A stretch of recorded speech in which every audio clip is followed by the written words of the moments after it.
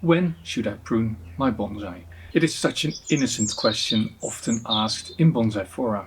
It is really time to prune my bonsai. The question typically is not about what time of year, but what time of growth. Why is this important?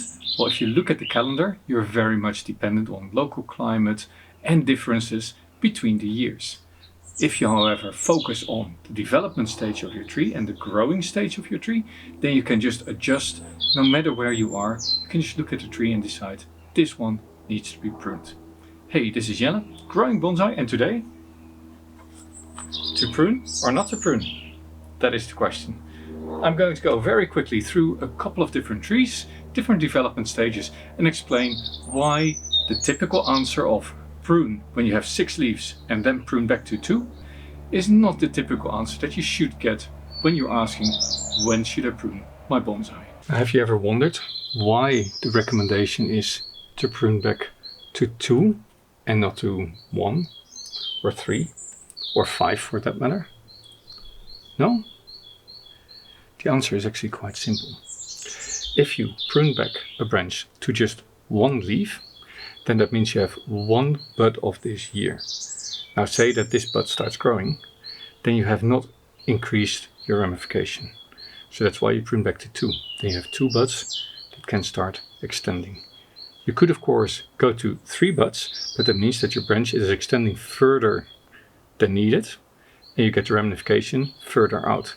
So if you use 2, that's the minimum number to increase ramification with every cut, and it also keeps your branch as short as possible. So pruning back to 2 comes from that thinking. When to prune your bonsai is very much dependent on the development stage of the tree and what you want to achieve with the tree. Now this is a very nice flowering hawthorn. It is in full flower, and important to know, it flowers on branches of last year. So that means that if I'm pruning it, I need to prune it at a time that I will not cut off the flower buds for next year. So here we actually have a time of year question when to prune, but that's specific for certain flowering bonsai. If your bonsai flowers on the branches that were formed in the last year, then typically you should not prune your bonsai after the middle of summer. So around mid-July, that's when it ends for pruning. That means also that right now I can just prune this. However, if I prune this now, I might get bulges.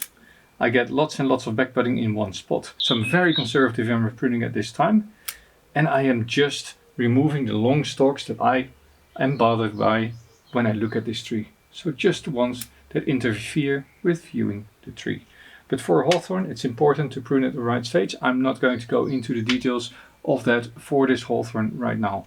I just really wanted to show this tree to you. Isn't it great with all these flowers coming up? I think this looks wonderful. It does, however, bring a question to mind.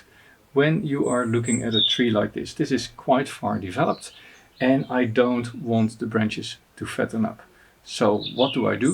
Exactly, I prune the tree in early spring to reduce fattening up of the branches. How does this work? This is a very, very nice Arakawa Japanese maple. And this has not been pruned yet this year. In fact, these branches have not been pruned for well over a year. And why have they not been pruned? They have not been pruned because I want to develop a new leader in the tree. For that, I need thickness. And how do you get thickness? You get thickness by allowing branches to extend. The more foliage you have, the longer the branches are, the more pressure there is on this part of the trunk, and the faster it will develop. The combination of additional subflow, sunlight captured by all these little leaves, and on top of that, the wind swaying these branches will really push the tree to fatten up these lower branches. Now, if I, every single time the tree grows a few leaves, prune them back, I really stop the tree from thickening that branch. That is also one of the reasons why we do prune the lower canopy in early spring. So, if I am to go by the general advice of pruning back my tree once it has 6 leaves. 1 pair, 2 pair, 3 pair, 4 pair, 5 pairs of leaves here, 1, 2, 3 pairs here, 1, 2, 3, 4 pairs there. This tree would therefore be ready to be pruned. After all, I have an extension of at least 6 leaves and I am supposed to prune it back right there, right? What happens if I do this? This is of course a very young plant. Same with this tiny little pine here. Both of them are very small plants and I want the trunk to develop. Pruning now will stop the trunk from developing very much this year. It will stop the growth for a couple of weeks. It will need to create new buds that needs to start growing. And with that, I stall the tree. If, however, I let this just grow, then all the foliage that is created on this branch will aid in fattening up this lower part here, where the branch connects to the trunk. And it will also fatten up the part below the branch towards the roots. It will not fatten up, of course, upwards. All the sap flow is between the leaves and the roots. So the longer I let this one shoot, the fatter the base of this trunk becomes. So therefore it might be beneficial to say, well, I'm not actually going to I'm not going to allow these upper branches to grow. I'm just going to allow the lower branch to grow. I'm not going to do that in this case. I want this tree to beef up all over. So if you have very young plants, if you have branches that you would like to develop, then don't prune your bonsai. Allow these branches to grow and to extend. Here, of course, you have to strike a balance. The more this grows, the more this will fatten up. And the fattening up, typically on average, if you allow a branch to grow 1 meter, 3 feet, expect about 1 centimeter of thickening. As a rule of thumb, a centimeter being 2/5 of an inch. The bigger the branch gets, the bigger the cut marks that your branch gets. So the longer you let this extend, the bigger the cut that you're going to make here. So there's a balance between very nice and fat branch and the size of the cut. But that is a choice. That is the artistic insight of the creator. Fact is, if you just allow this to grow 4, 5, 6, 7, 8, 10 leaves and then prune back, you will not get any fattening. It will always remain a very small branch. In fact, it might just die off and grow a new sprout somewhere else because the tree just gives up on this branch. So very young plants, absolutely do not prune at every 6 leaf stage back to 2. That will just create a whole bunch of small twigs. You'll never get any definite branch thickening and extension. If you look at this spine, you can see that I allow this candle to grow very, very long. Recommendation typically is there's a small candle and a long candle, and you reduce the small candle to be the same size as the long candle to balance out the energy in the tree. But this is a tiny tree. Here I want a very, very fat base. I've allowed a few of these lower buds. There should be some branches forming here, and these I will prune. I will keep very short branches with active growing tips here at the base, but this I'm just going to let grow. And how much am I going to let it grow? Well, I'm talking 2, 3 meters, 7 feet, 10 feet, easily. That will allow, we convert that back to the earlier discussion, 4, 2, 3 inches of base to form here, with small branches at the base that can then later make the crown of the tree. At some point, I'll cut it back, and then I'll use the lower branches of the tree to develop my tree. But initially, to get the girth on here, you allow a branch to just extend. You can then cut back and allow another branch to extend to grow taper in your tree, but to create the initial thickness of the trunk or of the branches, you need to allow the tree to grow out. If you've done that, then you get to the point, okay, now I have my trunk, maybe I also have my branches. How do I now develop the finer twigging? And that is where the pruning comes in. And this little, I think, seedling or cutting grown trident maple is showing exactly what I mean. Here you have the nice trunk line. It has been pruned here. I have a sacrifice going up on this side. I've got a second sacrifice and a third sacrifice is forming. And here on the side you see all these little branches. Those I'm going to keep small. The moment one of them starts extending, I'm going to clip off the ground tips on this. In fact, to make sure that this part remains nice and green, it is often recommended to just remove some of these. This way sunlight also hits these lower branches, keeping them nice and healthy. Now once you have your main branches in place, like in this nice big Apical maple, that is the point that you start to look at pruning. Now I already pruned this one, and basically what I've done, I've reduced all the branches back to 2 leaves, and then I've clipped off most of the time one of the leaves. That way lots and lots of sunlight gets into the tree, lots of wind, and inner budding is formed. Now there are some differences, of course. This is of course not something that you do universally throughout the whole tree. What I look for when I do this pruning, in the top I like to prune more than on the lower branches, so I leave more leaves in place on the lower branches. I might leave 2 or maybe even 2 pairs of leaves on the lower branches. Here you can see there's even 3 pairs of leaves left. I want these lower branches to develop further, I want them to fatten up, but also I want them to remain as strong as possible, because the top of a Japanese maple is always a lot stronger than the bottom. There is a train of thought that says, well, the moment that the buds open, and the moment you can see the central sprout, that is when you clip out the center of the ground tip. I typically do not do that. Not only is it a lot of work and difficult to see, and I need to get my glasses out. Next to that, I also believe that a tree needs to be able to extend and grow. Only for the very, very refined trees is it beneficial to take out the growing tip in the middle. This is the last stage of refinement.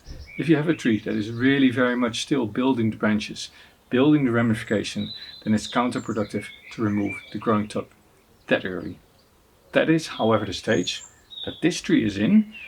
That is when you say, I'm going to allow this to grow until I have maybe 6 or 8 leaves, and I'm going to prune back to 2. But also maybe not. Now if you look at this one, this is nice and open, but there's still these branches here on top, which you can also see there's a little air layer here. In order to get an air layer to root, of course, you need to have this sugar production. You need to get these hormones from the leaves going down into the branch and then to the cut side. They accumulate there, and that is where the roots form.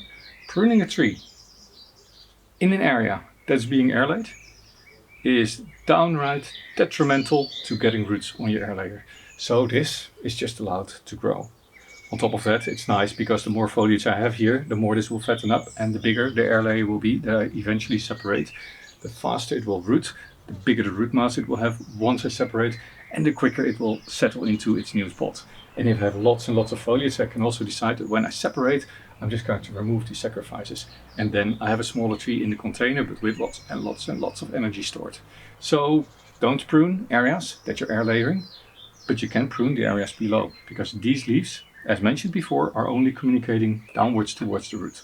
There is of course a little bit of energy redistribution going up, but most of it is between the roots and the branches, and this branch is not so much affected by what I do here. Now complicating matters even more, this is a beech, and beeches are quite different from many other species. I have a full video on pruning beeches, but one of the things that I feel that I need to do with my beeches in early spring is every single time a bud starts to open up like this one, I fold it open, I find the lowest 2 or 3 leaves, and then I just pluck out the growing tip. Now every bud on a beech comes with a number of leaves already in place. And the longer you allow this to extend, the further apart these leaves become, the bigger the internodes become. So the earlier you prune out the last growing tip of this branch, the better it is.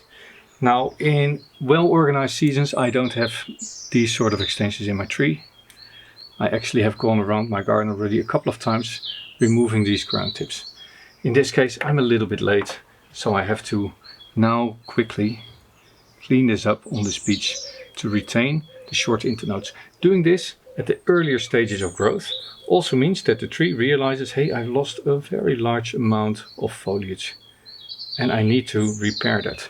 So what it's going to do, it's going to very quickly, within a couple of weeks, push new growth all around the tree where I've pruned all these branches back. So this is a really nice way to increasing your ramification very quickly on your beech. Now I don't do this the same way throughout the plant. These lower branches I typically allow to extend further with more leaves than these upper branches. The upper branches I really want to keep nice and open and light because beech is very much top dominant. I think I'm almost through with this one. Let me put this away and pull out one more tree to show you something. Now, I already hinted at apical dominance. Apical dominance is basically the tendency of a tree to grow much stronger in the top of a tree than on the lower branches. This has to do with the tree wanting to be a tree and therefore wanting to grow up towards the light, and once it is allowed to grow on the top, the lower branches will slowly but surely reduce their growth. It's very clear in this pomegranate that the lower branches right now have not started growing as strongly as the top. So one of the moments to also start pruning is when you see a very clear difference between the lower branches and the top branches. And what you then do, you don't prune the weak branches, you just go up, you go to the top and you say, these are very strong branches and those I am going to prune. Now, and if you are pruning these, there's always a decision to be made. Of course, when I prune away the whole growing tip and I'm just going to leave maybe 2 branches for most branches. But in some cases I might say this branch is actually a nice continuation of the main branch. So this one I am going to allow to grow a little bit longer. What you then get is a main continuation of the branch, which is fattening up this whole length, and the side branches are held back. And this, of course, I can now do for the whole tree. I'm just going to prune away all these growing tips here from these branches that I feel are developing too strongly at this point in time. Just leaving a few growing tips that will aid in the further development of the overall thickness of the main branches. And this way, by removing the growing tips here at this level, I am ensuring that the branches on the lower levels can catch up, balancing out overall the energy in this tree. Here I'm thinning out because there's just too many branches, but this is now pretty much pruned. I can do the top. Here I'm really going to leave very little because this is the strongest part of the tree, always. And as you can see, with just a few snips, I have rebalanced the relative strength of the top and the bottom, and in the next week or two, as these will start to push more, it will be very clear that the lower branches are gaining traction again. This is the only way to make sure that your branches at the bottom remain healthy and strong and the top doesn't overpower your tree. Now there's another moment. What happens in spring is the buds open, the branches start to extend. The tree invests a lot of energy in getting all these branches, all these leaves, getting all these branches in place.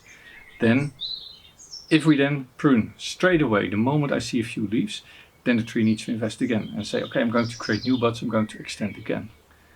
That takes energy. However, if you want to create back buds, then the branch should have too much energy. So if you allow it to grow maybe 6 or 8 leaves, for most maples that means you're 4, maybe 6 weeks into the growing season. And if you look at the branches, you see that the base of the branch starts to get a slightly different color. It is not as flexible anymore, it starts to harden off. Basically, hardening off is the transition of the wood and inserting lignin between the cellulose fibers. With that, the branch becomes more brittle, it becomes more stable, but it also becomes a more permanent part of the structure. If you then prune, effectively you're taking away part of the energy generating mass. You also take away the demand for sap from the roots. Basically, the roots have an overproduction of water with nutrients and they're pushing it into the tree. The tree doesn't know where to go with it, so what does it do? It automatically alerts all the buds, I need to start growing. In combination with all the extending branches that we've just removed, which also causes a hormonal trigger in the branch, buds on the inside will start to pop.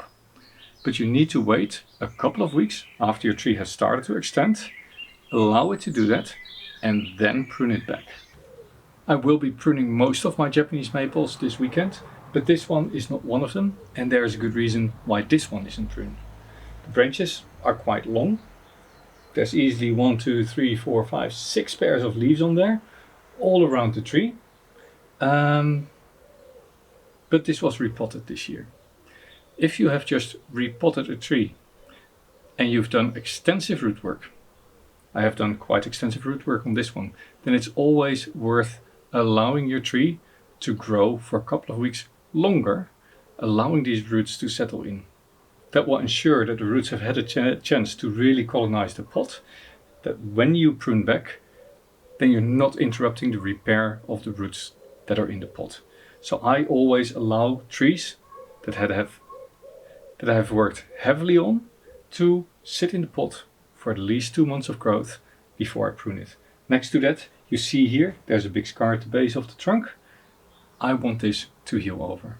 So allowing the branches to extend longer will build up more trunk and thereby healing over wounds. Healing wounds and coming over diseases is most effectively done by just allowing your tree to grow. So if you have a sickly tree, don't prune it. Just allow it to grow, to naturally build up strength, resilience and resistance. In fact, if you have a tree that's really sick and it sits in a very small pot, sometimes it's just beneficial to put it in a pot one size up. But that's for another video. In this one, yeah, this is just going to go back into the garden, although I need to pay attention. You see here also, these lower branches, they are slowly getting weaker because they're not getting as much light now that this top is getting so strong. So I'm going to play this very, very carefully. I'm going to allow it to grow for another 2, 3, maybe 4 weeks. And then I will have to prune back extensively. But at that time, all the roots will have settled and that will push the lower branches to start extending again. And this big Arakawa, it needs a prune desperately. You see the marking here? I've decided last year I'm going to take it off here. This is going to be my new top, and at the moment this is getting set up to get an air layer, but at the same time these I can just reduce. Now if you reduce Japanese maple, note there's always a tri-ferbification, or there's often a tri-ferbification, and it might be very beneficial to go back to bi-ferbification, is removing one out of tree. Now how do you know which one you're going to select? Here we have one of those tri-ferbifications. And if you look at it, you see this was the end bud last year, and this is the continuation of the branch, and these are 2 side branches. But there's nothing that dictates that we need to keep this as a continuation. Now what are we going to keep? I'm going to always look at the direction of the branch, where do we want to go, but with wire I can really compensate a lot. And at the internode, this is a very short internode. It's a weaker branch and therefore it's an interesting one. If you look here, the continuation and the side branch, this has a shorter internode than that, and here there's the second internode, the second node and the second node. So this one has much longer internodes than that one. So if I'm pruning this one away. Then I'm up in the top, so I'm just going to remove the branch and one of the 2 leaves here, and here at this time the same. And next to this exactly the same idea. Remove just the branch and one of the leaves. And make sure that you leave leaves in place, that they are not shading each other. So this one goes towards the other branch and this one comes forward. So I'm taking the one that comes forward in this case. This is just judging what you see in the tree. Note that not every tree in your garden will be in exactly the same growth phase. Some are in a somewhat brighter spot, some are in a somewhat darker spot. So it could be that you have to prune one Japanese maple in your garden and one that sits a few meters away. It doesn't need any pruning yet. So that is also why you don't really look at the calendar when you're doing this. The top, as said before, is kept more open. The bottom is pruned less strongly. Particularly with Japanese maple, top branches should be pruned quite regularly.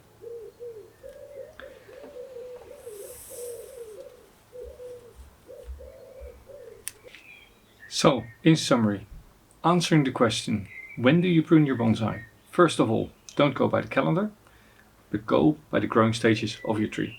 Second of all, if you have branches or a trunk that still needs to fatten up substantially, don't prune. Allow it to grow.